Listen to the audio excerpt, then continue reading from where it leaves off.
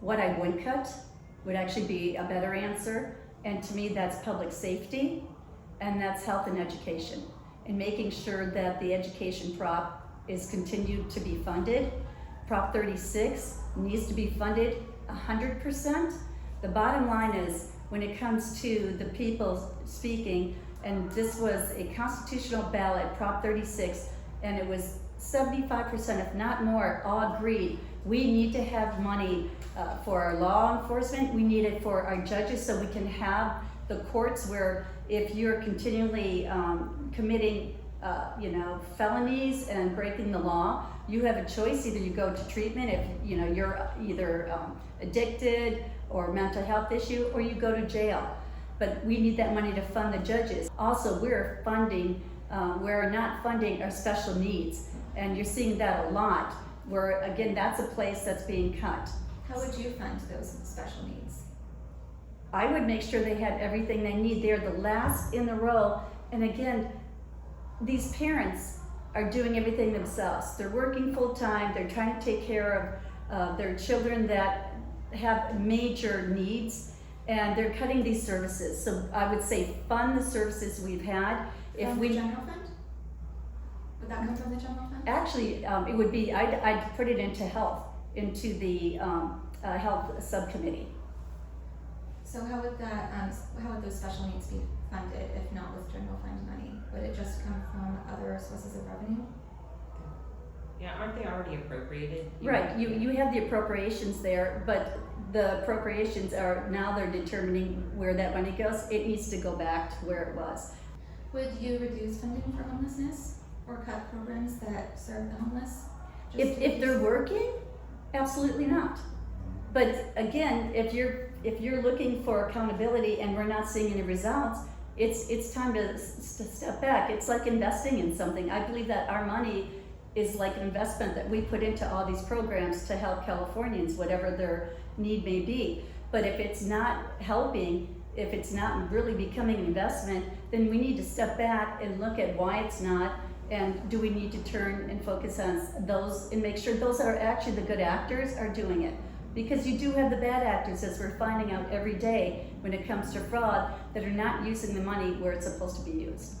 And I know that you're up for re-election in November, that's correct? Every 2 years. Yeah. So what would you change in your next term if you were to win re-election that would change homelessness funding to reduce fraud and abuse of taxpayer dollars that are already going to pay for homeless programs? It's a great question. I think first of all, we have to realize, why isn't this working? Why is the system that we have not working?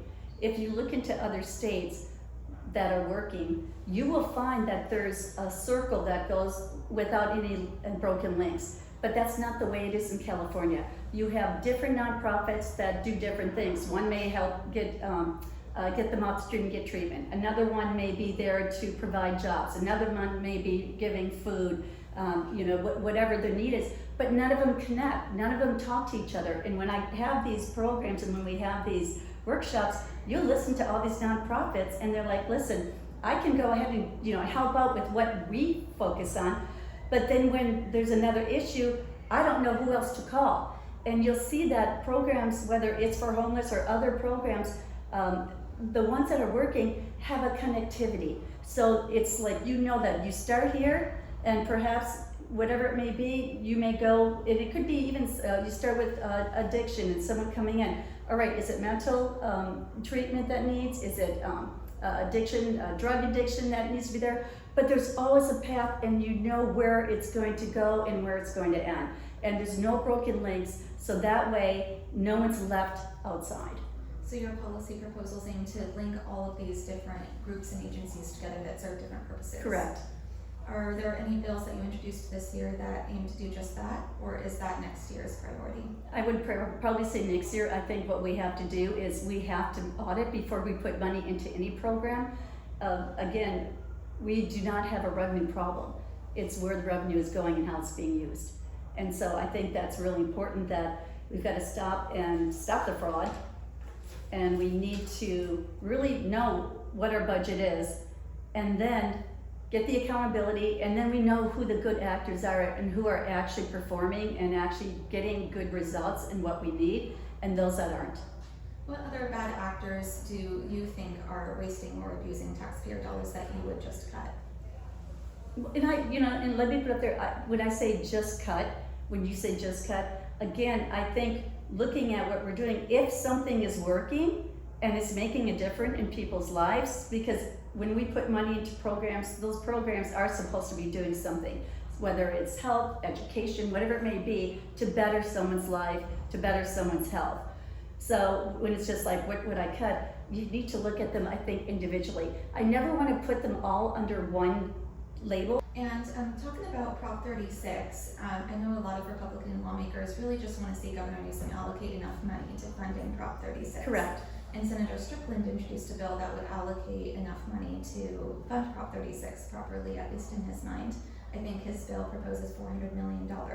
Do you think that's enough money? And if you were to introduce a similar bill this year or next year, do you think you would allocate a different amount? Is it too much? Or? Well, the first thing I would do is I would actually talk to law enforcement and find out what they need.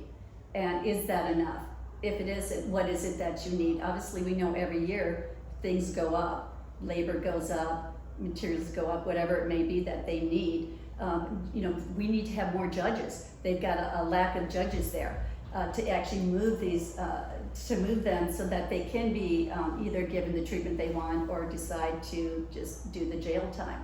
But we need to have staffing, which is really important. So again, and that's where I think it's important is for me to make a decision, I need to go to those that are actually having to perform this and knowing what is it that you need to get the real dollar. And if Senator Strickland did that, and that's where we're at, I think that's exactly what's important.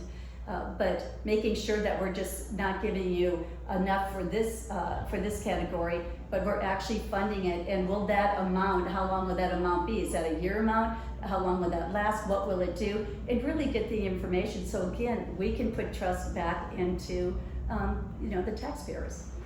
Do you want to see general fund revenue money go to paying for Prop 36, or would you try to find another source of revenue? No, I think that it could come out from public safety, but it can also go from general fund. And again, that's where we need to sit down and actually look at what do we have here. And going into the governor's race, because we're electing ourselves a new governor later this year, I know that one interesting, maybe academic argument is that the Democratic vote is split among a bunch of different Democratic candidates, which maybe gives the Republican Party a chance, at least in theory, to put forward a serious Republican contender. And if we were to see a Republican governor, we would probably still see a Democratic supermajority in the legislature. How do you see a potential Republican governorship in California playing out under those circumstances? I think it gives us a good opportunity, and you're absolutely right. You still have the supermajority, which gives them the right to be able to veto. Are you afraid that any Republican governor's veto would be overridden by a Democratic legislature? I'm not afraid of it. Would it happen? It would depend on whatever the legislation was.